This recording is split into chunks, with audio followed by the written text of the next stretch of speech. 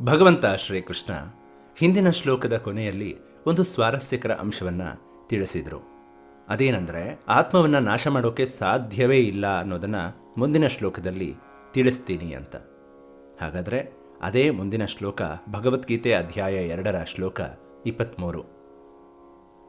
ನೈನಂ ಚಿಂದಂತಿ ಶಸ್ತ್ರಾಣಿ ನೈನಂ ದಹತಿ ಪಾವಕಃ ನ ಚೈನಂ ಕ್ಲೇದಯಂತ್ಯಾಪೋ ನ ಶೋಷಯತಿ ಮಾರುತಃ. ಯಾವುದೇ ಒಂದು ವಸ್ತುವನ್ನು ನಾಶ ಮಾಡೋಕ್ಕೆ ಇರುವ ಮುಖ್ಯ ಅಸ್ತ್ರ 4. ಯಾವ್ಯಾವುದು ಅಂದರೆ ಮಣ್ಣು, ನೀರು, ಬೆಂಕಿ ಮತ್ತು ಗಾಳಿ. ಜೀವ ಸೂಕ್ಷ್ಮರಲ್ಲಿ ಸೂಕ್ಷ್ಮ ಅಂತೆ.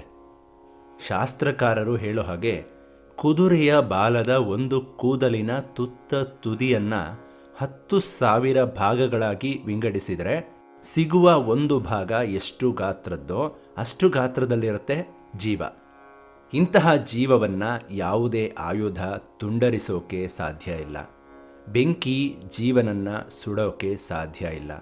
ನೀರಿನಿಂದ ಅದನ್ನು ಒದ್ದೆ ಮಾಡೋಕೆ ಸಾಧ್ಯ ಇಲ್ಲ. ಗಾಳಿ ಜೀವವನ್ನು ಒಣಗಿಸೋಕೆ ಸಾಧ್ಯ ಇಲ್ಲ. ಸೂಕ್ಷ್ಮಾತಿ ಸೂಕ್ಷ್ಮವಾದ ಜೀವನನ್ನು ಯಾವ ಆಯುಧವೂ ನಾಶ ಮಾಡೋಕ್ಕೆ ಸಾಧ್ಯ ಇಲ್ಲ ಅಂತ ದೇವರು ಇಲ್ಲಿ ತಿಳಿಸ್ತಾ ಇದ್ದಾನೆ. ಇಲ್ಲಿ ನಮಗೆಲ್ಲ ಇನ್ನೊಂದು ಪ್ರಶ್ನೆ ಮೂಡುತ್ತೆ.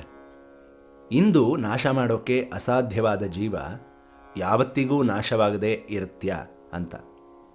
ಇದಕ್ಕೆ ಉತ್ತರವನ್ನು ಶ್ರೀಕೃಷ್ಣ ಹೌದು ಅಂತ ಕೊಡ್ತಾ ಇದ್ದಾನೆ ಮುಂದಿನ ಶ್ಲೋಕದಲ್ಲಿ. ಹಾಗಾದರೆ ನೋಡೋಣ ಮುಂದಿನ ಶ್ಲೋಕವನ್ನು ಮುಂದಿನ ಸಂಚಿಕೆಯಲ್ಲಿ.